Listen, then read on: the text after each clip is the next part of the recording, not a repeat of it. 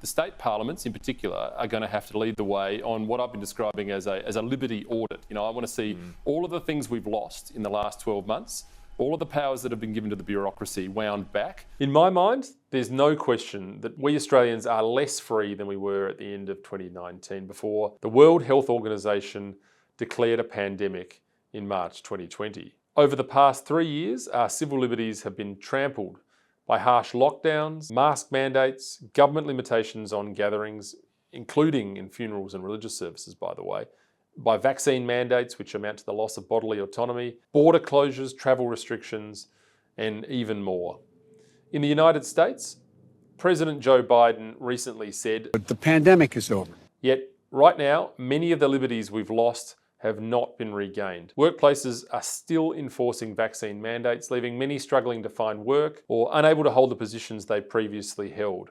Healthcare providers, including doctors and nurses, are still forbidden from contradicting the government's public health messaging regarding COVID-19 injections, despite much, if not all of it, having been proven wrong. Now, I don't know about you, but I think the time's come for what we're calling a Liberty Audit. And today we're going to have a look at 3 ways Australia can move forward. I encourage you to read the full report written by Jack Mencel. It's provided in the description below. Number 1, end vaccine mandates.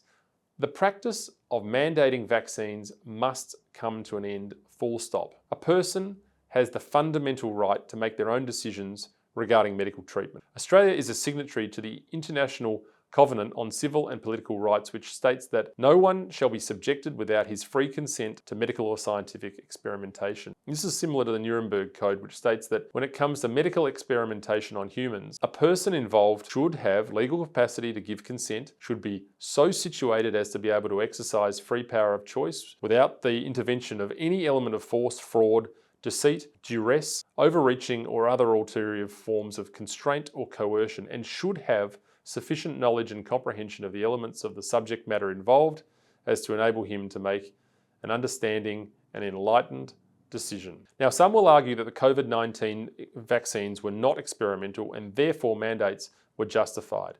Why anyone cares whether others around them are vaccinated if they think the vaccines protect them is actually beyond me. But the inventor of mRNA vaccine technology himself, Dr. Robert Malone, views the rollout as an experiment. He said, "I ask you to ask yourself, as a fellow parent, if you want your child to be part of the most radical experiment in human history." Others who promoted the vaccines have admitted this too.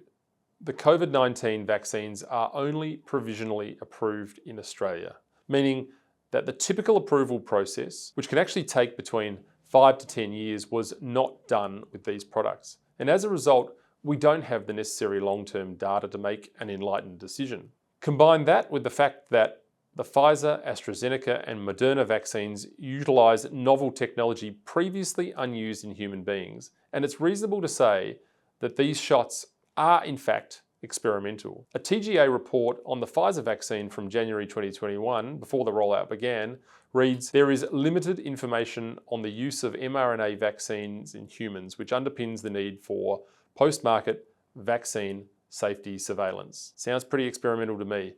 Of course, there are other reasons to choose not to get vaccinated besides the concerns about safety, and some would simply rather develop natural immunity from COVID itself. Some have religious concerns about the possible connection to abortion. Senior Director, Worldwide Research, from Vanessa Gilman. From the perspective of corporate affairs, we want to avoid having the information on the fetal cell lines floating out there. We believe that the risk of communicating this right now outweighs any potential benefit that we could see, particularly with general members of the public who may take this information and use it in ways we may not want it out there. Miss, why did you send emails telling Pfizer employees not to report that you guys were using fetal cell lining, miss? What else are you hiding from the public?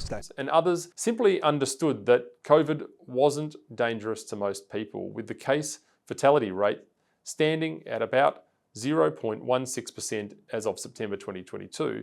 Whatever the reason for refusing a vaccine, the right to choose one's own medical procedure is a basic human right, and no one should be coerced into receiving one, which is why the Australian Immunisation Handbook states that valid consent must be obtained from patients prior to any vaccination. As the handbook explains, for consent to be legally valid, vaccines must be given voluntarily in the absence of undue pressure, coercion, or manipulation, and can only be given after the potential risks and benefits of the relevant vaccine, the risks of not having it, and any alternative options have been explained to the person. Clearly, threatening to take away one's job amounts to undue pressure and coercion, and all the public health messaging about getting vaccinated to protect your neighbour now has been proven to be false. And Pfizer actually admitted these injections were never tested for their impact on viral transmission. Regarding the question around, did we know about stopping immunisation before it's entered the market? No. That's manipulation.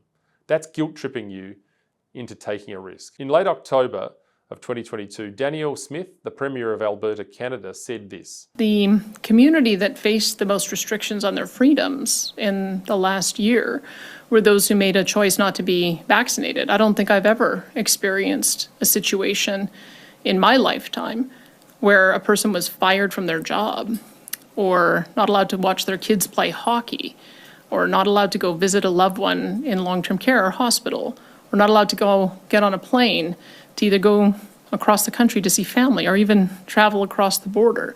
So they have been the most discriminated against group that I've ever witnessed in my lifetime. That's a pretty extreme level of discrimination that we have seen. This has been an extraordinary time. It's time for our elected officials to acknowledge what should now be obvious to everyone. Those who enforced vaccine mandates and medical discrimination were on the wrong side of history. We are still yet to see the full extent of how disastrous the mandates turned out to be. All the mandates must be lifted, and those who are dismissed for their rightful decision not to be injected must be returned to work. Number 2, end the restrictions imposed by the Australian Health Practitioners Regulation Agency Position Statement, AHPRA. AHPRA's position statement on the COVID-19 vaccines must be overturned, and doctors who refuse the jab must be allowed to return to work. On 9 March 2021, AHPRA issued a statement essentially banning all healthcare providers from contradicting the government's public health messaging related to COVID-19 vaccines. Doing so incurred investigation and the possibility of having their licence to practice medicine suspended.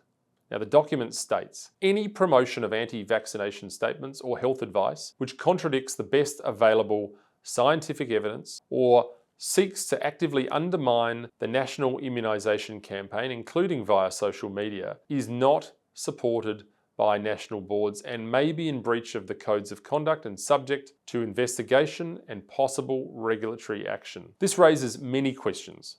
What exactly constitutes an anti-vaccination statement? Is it stating the fact that there's no long-term safety data on these vaccines, or that myocarditis is linked to them? Who determines what the best available scientific evidence is? Many doctors have told me that the ambiguity around what could get them suspended has created a culture of fear in the medical community.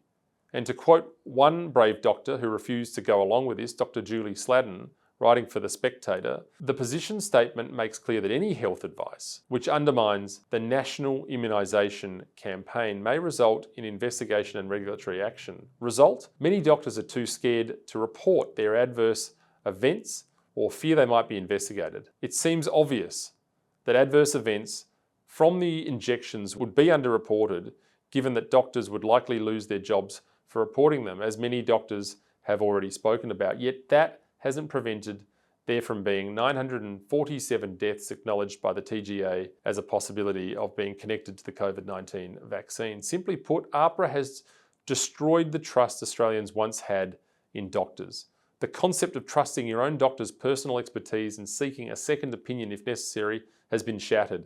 And when it comes to these injections, doctors are only allowed to parrot the government's official health advice. This is not how medicine is supposed to work. The fact that there's a plethora of evidence contradicting the government's official stance is a proof of that. For example, an analysis commissioned by Florida's State Surgeon General found that there is an 84% increase in the relative incidence of cardiac-related death among males 18 to 39 years old within 28 days following mRNA vaccination. So why is Florida's science so different to Australia's science?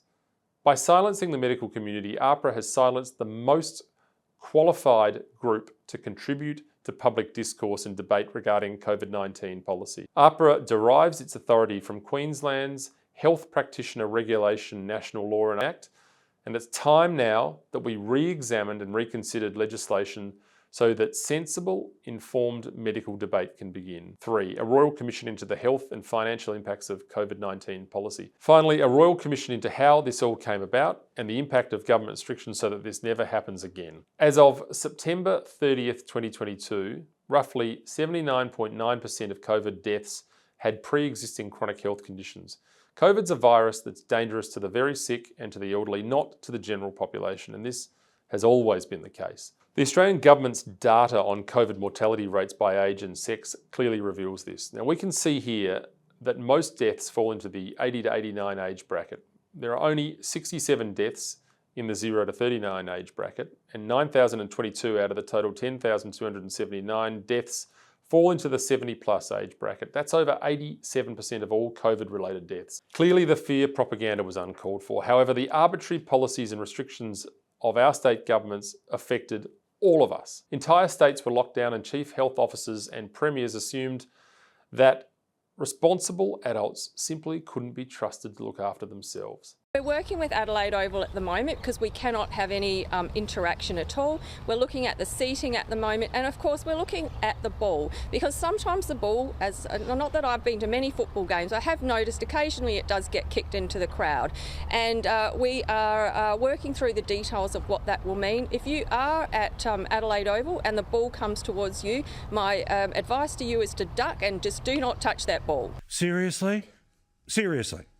This is the advice? Healthcare facilities became incredibly difficult to access, resulting in delayed treatments, with unvaccinated people being banned from seeing a doctor by many clinics. This should never have happened in this country. The latest Australian Bureau of Statistics mortality data reveals that there is now a 17% increase in deaths above the average historical point in Australia for this time of year. Furthermore, a Freedom of Information request to SA Health from this very office revealed that cardiac presentations to public hospitals almost doubled as the vaccine mandates began in July 2021. Much more could be said regarding the increase in mental health problems, alcoholism, poor eating habits, and the effects on children's cognitive development due to mask mandates, school closures, and the constant fear-inducing propaganda. As for the financial and economic impact, Australia's inflation has reached a historic 7.3%, seeing food costs increase by almost 6% between June 2021 and June 2022. Many businesses were severely strained by COVID restrictions, and our gross national debt increased from